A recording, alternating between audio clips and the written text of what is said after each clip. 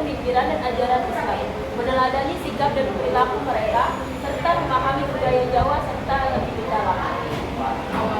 Sunan Bonang, nama asli Mahmud Ibrahim, kelahiran diperkirakan di Tuban, Jawa Timur sekitar abad ke-15. Keturunan putra Sunan Ampel dan Nyai Adi Muntila, seorang bangsawan asal Tuban. 1. Asal usul. Sunan Bonang dilahirkan pada tahun 1465 Masehi di Rembang dengan nama Raden Maulana Mahmud Ibrahim. Beliau adalah putra Sunan Ampel dan Nyai Adi Muntila. 2. Pendidikan. Sunan Bonang menimba ilmu agama dari ayahnya, Sunan Ampel, serta dari ulama-ulama dari Pasai atau Sumatera. Kemudian dia melanjutkan pendidikan Islam di Mekah, mempelajari fikih, tasawuf, dan ilmu keislaman lainnya. 3. Pemikiran.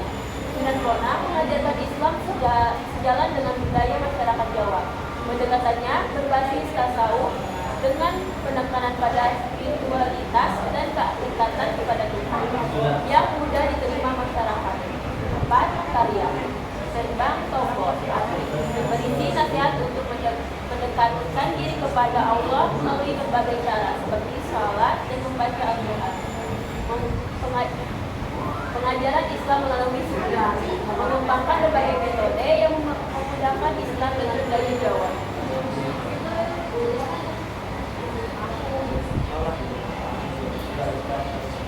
Asal-usul Sunan Ampel. Nama asli Sunan Ampel adalah Raden Rahmat. Ia lahir di Champa, sekarang wilayah Vietnam, sekitar tahun 1401. Ayahnya bernama Maulana Malik Ibrahim, Sunan Gresik, seorang ulama dari Gujarat, India yang juga salah satu penyebar Islam pertama di Jawa. Ibunya merupakan seorang bangsawan Champa. Pada masa mudanya, Raden Rahmat hijrah ke Jawa untuk berdakwah. Ia kemudian menetap di daerah Ampel Delta, sekarang yaitu Surabaya, atas permintaan Raja Majapahit, Prabu Brawijaya. Sunan Ampel menikah dengan Nyai Gede Manila, putri Adipati Tuban, dan memiliki beberapa putra termasuk tokoh-tokoh besar seperti Sunan Bonang dan Sunan Kalijaga.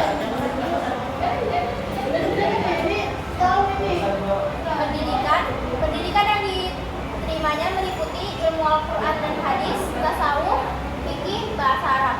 Beliau juga belajar dari para ulama di berbagai wilayah yang dikunjungi oleh ayahnya, termasuk Gujarat, Persia, dan wilayah Timur Tengah lainnya. Pemikiran, pendekatan budaya. Sunan Ampel menggunakan pendekatan budaya lokal untuk menyampaikan Islam. Ia tidak serta-merta menghapus tradisi Hindu Buddha yang ada, melainkan mengislamkannya secara bertahap. 2. Konsep Mohlimo. Sunan Ampel memperkenalkan ajaran Mohlimo, yaitu ajakan untuk menjauhi 5 perbuatan buruk. Moh main, tidak berjudi, moh ngombe, tidak mabuk, moh maling, tidak mencuri, moh madan, tidak memakai narkoba, moh madon, tidak berzina. 3. Pendidikan dan takwa. Ia mendirikan pesantren pertama di Jawa di Ampel Delta yang menjadi pusat pembelajaran Islam dan melahirkan banyak ulama besar. 4. Persatuan umat Islam. Sunan Ampel mengedepankan pentingnya persatuan dan kesatuan umat Islam, terutama di tengah masyarakat multikultural di Jawa. Karyanya, Sunan Ampel tidak meninggalkan karya tulis formal seperti kitab, tetapi kontribusinya terlihat dari 1. Pesantren Ampel. Pesantren ini menjadi pusat pendidikan Islam yang melahirkan tokoh-tokoh besar seperti Sunan Bonang, Sunan Giri, dan Sunan Derajat. 2. Peninggalan arsitektur. Sunan Ampel membantu membangun Masjid Agung Demak bersama Wali Songo. Masjid ini menjadi simbol penyebaran Islam di Jawa. 3. Penyebaran dakwah. Dakwah beliau yang damai dan penuh kebijaksanaan menjadi contoh bagi generasi penerus Wali Songo. 4. Ajaran moral. Konsep Mohlimo yang dikembangkan Sunan Ampel menjadi pedoman moral bagi masyarakat Jawa.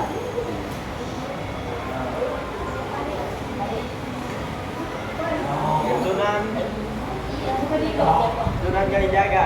Asal-usul Sunan Kalijaga lahir pada tahun 1450 Masehi dari pasangan bangsawan Tuban, yaitu Tumenggung Kuila Bupati Tuban saat itu, dan Dewi Nawangrum karena darah bangsawan militer Sunan Kalijaga kecil diberi gelar sebagai Raden Mas Said atau dalam beberapa literatur disebut Raden Mas Said. Pendidikan. Sunan Kalijaga lahir dengan nama Raden Mas Said sekitar tahun 1450 di Tuban, Jawa Timur. Pendidikan awal Sunan Kalijaga didapat dari keluarga bangsawan Tuban yang guru agamanya. Beliau dikenal memiliki jiwa kepemimpinan dan telah diajarkan nilai-nilai dasar Islam sejak kecil. Sunan Kalijaga juga belajar dari Sunan Bonang, salah satunya Wali Songo lainnya yang menjadi mentor utamanya. Pemikiran Sunan Kalijaga menekankan pada pentingnya toleransi dan akulturasi budaya. Beliau percaya bahwa Islam dapat diterima dengan mudah oleh masyarakat Jawa jika dipadukan dengan tradisi dan budaya lokal. Beliau juga menerapkan pendekatan sufi dalam berdakwah yang menekankan pada pengalaman spiritual dan batiniah. Sunan Kalijaga dikenal dengan pendekatan tahapan syariat, tarekat, hakikat, dan makrifat dalam pendidikan karakter. Beliau percaya bahwa seseorang dapat mencapai kesempurnaan atau insan hamil melalui tahapan ini.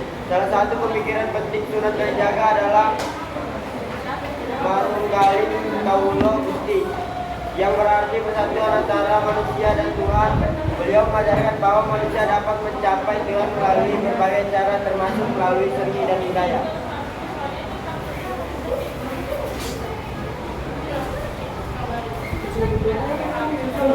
Karya Masjid Agung Demak.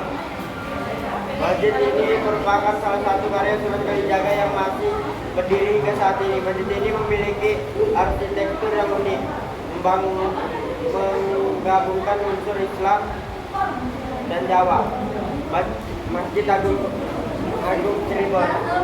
Sunan Kalijaga untuk membangun Masjid Agung Cirebon yang menjadi bukti pengaruh beliau di wilayah Cirebon. Tembang Jawa. Sunan Kalijaga menciptakan beberapa tembang Jawa yang masih populer hingga saat ini, seperti Ilir-ilir, Nurul Pacul, dan Turun-Turun. Tembang ini mengandung nilai-nilai moral dan pesan Islam yang disampaikan dengan bahasa yang mudah dipahami. Wayang kulit. Sunan Kalijaga menggunakan wayang kulit sebagai media dakwah. Beliau mengadaptasi cerita-cerita wayang tradisional dengan nilai-nilai Islam. Sunan Kalijaga juga dikenal sebagai Kidalang yang menunjukkan keahliannya dalam memakaikan wayang kulit. Seni pertunjukan lainnya. Sunan Kalijaga juga mahir dalam seni pertunjukan lainnya, seperti dari topeng dan seni musik gamelan. Beliau menggunakan seni sebagai alat untuk mendekatkan Islam kepada masyarakat Jawa. Karya sastra. Sunan Kalijaga juga menulis beberapa karya sastra seperti Serat Dewa Ruci dan Suluk Linglung. Karya-karya ini berisi nasihat-nasihat dan ajaran Islam yang dikemas dalam bentuk sastra Jawa.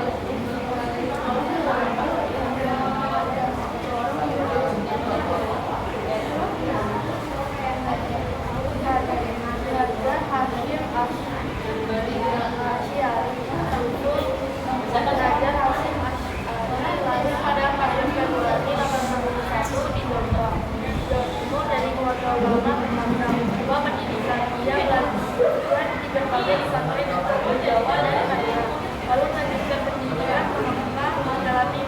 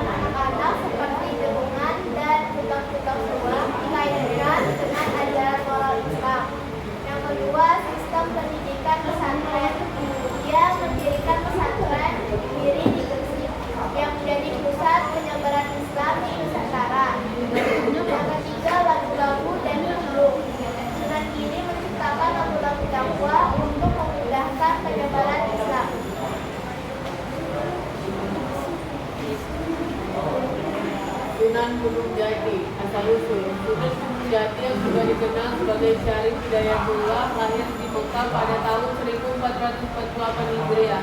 Ia merupakan keturunan dari bangsawan Arab dan juga memiliki darah Jawa melalui pernikahannya dengan putri dari Raja Jawa.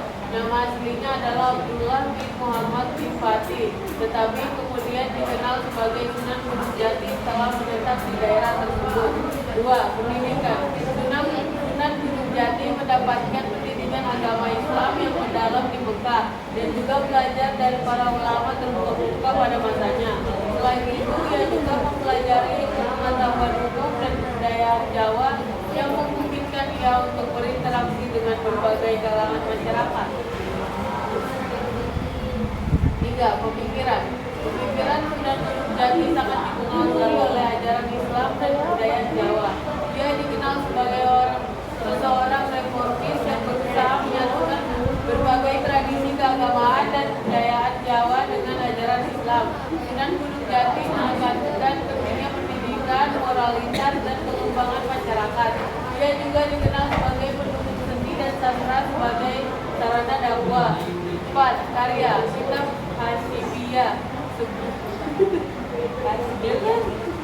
sebuah kitab yang berisi tentang fikih hukum Islam yang menjadi rujukan penting bagi para ulama di Jawa. Kitab Tafsir Gunung Jati, sebuah tafsir Al-Quran yang ditulis dengan bahasa Jawa yang mudah dipahami oleh masyarakat setempat. Kitab Nihayatul Zaid. Kitab ini membahas amal kedisiplinan dalam kehidupan sehari-hari. Ya. Terima kasih. Sekian presentasi dari kami. Apakah ada yang ditanyakan? Aku minum salsa sama tidur. Silakan Fauzia. Oh, ada tambah.